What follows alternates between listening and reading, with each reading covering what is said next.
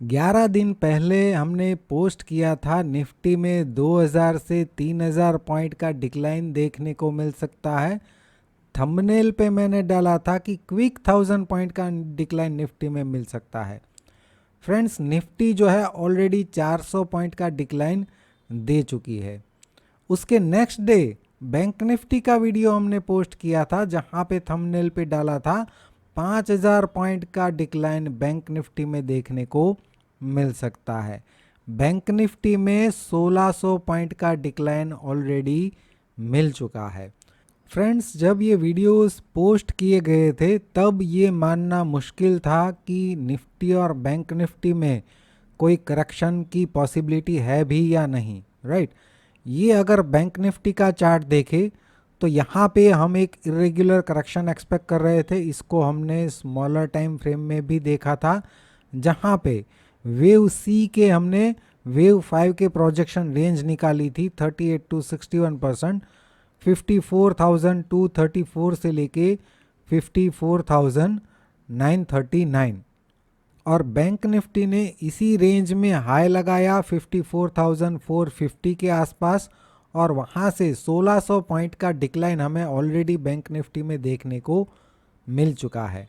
अगर निफ्टी की बात करें तो निफ्टी में हमने एक स्मॉलर टाइम फ्रेम में समझा था कि जो फाइनल वेव 5 है उसका 100% आ रहा था 26,276, राइट। तो इस रेंज में ये वेव 5 का मिनिमम 38% यहाँ पे था।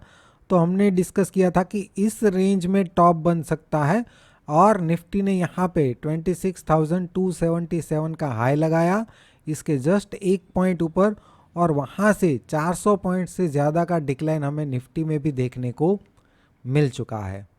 अभी अगर हम निफ्टी का वीकली चार्ट देखें तो वीकली चार्ट में ये वाला वेव 3 जो है अब यहाँ पे कंप्लीट लग रहा है, जो हम एक्सपेक्ट कर रहे थे कि सभी टाइम फ्रेम में वेव 5 जो है वो एक्सटेंडेड बन रहा था। तो अभी हम मान सकते हैं कि 26,277 पे ये वेव 3 जो है अभी कंप्लीट हो चुका है। तो इस वाले वेव 3 का अगर हम रिट्रेसमेंट निकालते हैं वेव 4 के लिए, तो ये एक्सपेक्टेड सपोर्ट रेंज है वेव 4 की सपोर्ट रेंज, जो कि आ रही है 24,047 से लेके 22,670 के आसपास, राइट।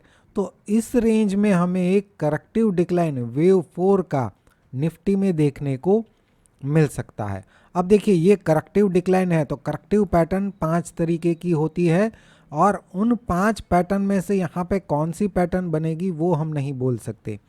करेक्टिव डिक्लाइन जो है अगर सिंपल जिगजैग बनता है तो हो सकता है कि पहला डिक्लाइन हमें शार्प देखने को मिल जाए, फिर एक करेक्टिव बाउंस, और उसके बाद फिर से एक शार्प फॉल। ये अगर सिंपल बनता है तो यहाँ पे मैक्सिमम हमें यहाँ पे प्रॉफिट मिलने की पॉसिबिलिटी बन सकती है, क्योंकि ये सिंपल करेक्टिव पैटर्न है। तो यहाँ पे हमें पहले फर्स्ट लेग में और फिर ये सेकंड लेग में जो डाउनसाइड आएगा उसमें प्रॉफिट होने के चांसेस बढ़ जाते हैं।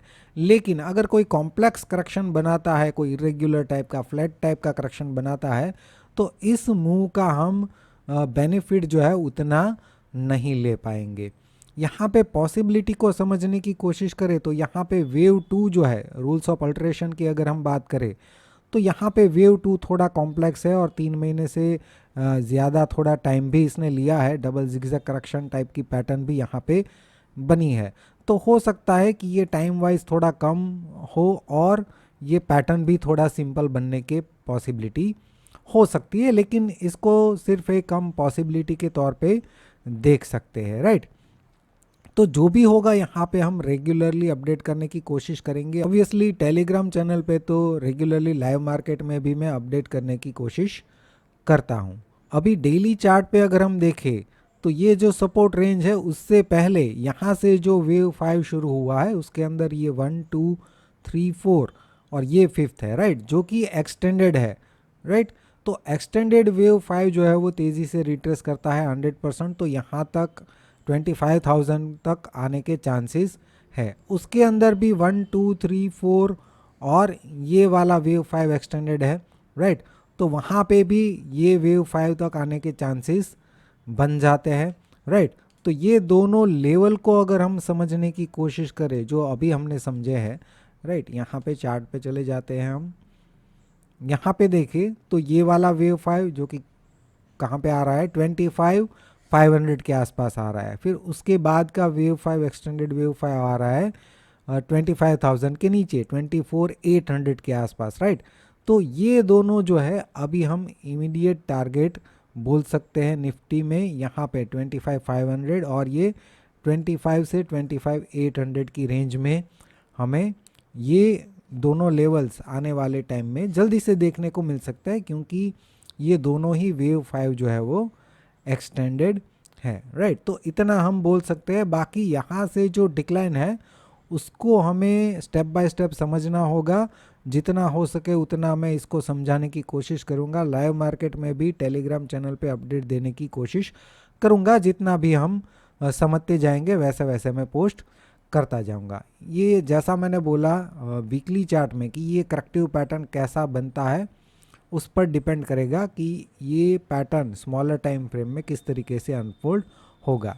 जैसे कि कोई कॉम्प्लेक्स करेक्शन बनने वाला है तो 1 2 3 4 5, फिर उसके बाद एक ABC बनाएगा, फिर वापस 1 2 3 4 5, उसके बाद फिर से एक ABC बनाएगा, फिर वापस इस तरीके से। ये अगर ऐसी कोई कॉम्प्लेक्स पैटर्न बना के 2000 से 3000 पॉइंट गिरने वाले हैं तो टाइम कंज्यूमिंग भी होगा और उसमें ज़्यादा बेनिफिट, मतलब होल्डिंग में अगर कोई ट्रेड लंबे समय के लिए होल्ड करता है ऑप्शन बाइंग में तो उसको कोई ज़्यादा बेनिफिट नहीं मिलेगा। हाँ, स्ट्रेटजी अगर हमने एक डिप्लॉय की है वो स्ट्रेटजी में कोई फ़र्क नहीं पड़ेगा, उसमें धीरे धीरे करके भी अगर ये गिरता जाएगा तो वहाँ पे हमें प्रॉफिट देखने को मिलता रहेगा।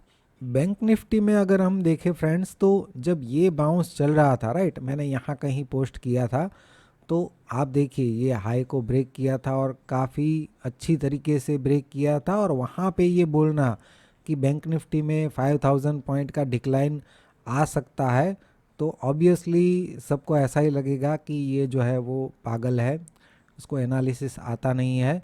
लेकिन अभी देखिए फ्रेंड्स यहाँ पे 1600 पॉइंट का डिक्लाइन तो ऑलरेडी बैंक निफ्टी में देखने को मिल चुका है।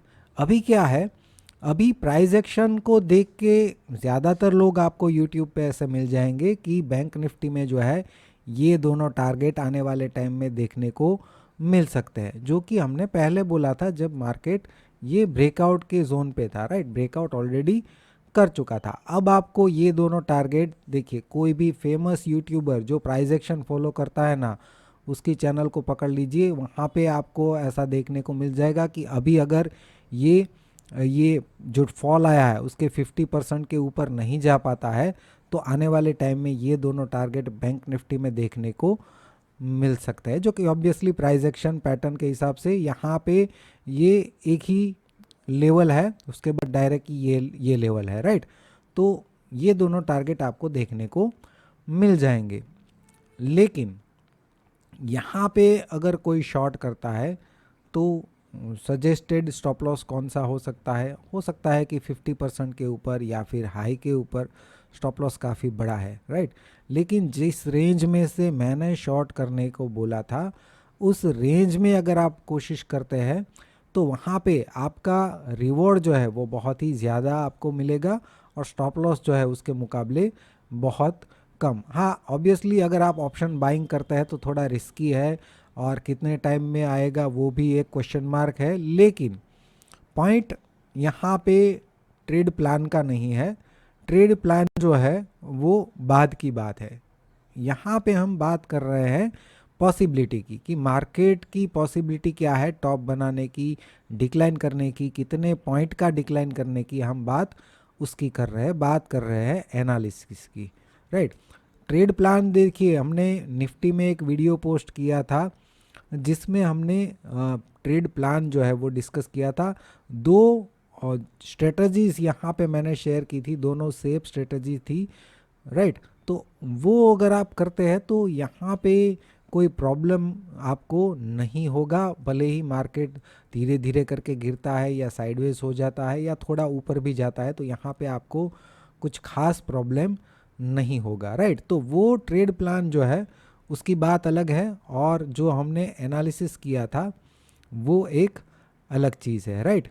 तो friends, Elliot wave chart trading की एक ऐसी टेक्निक है जो आपको मेजॉरिटी ट्रेडर से सबसे आगे रखती है।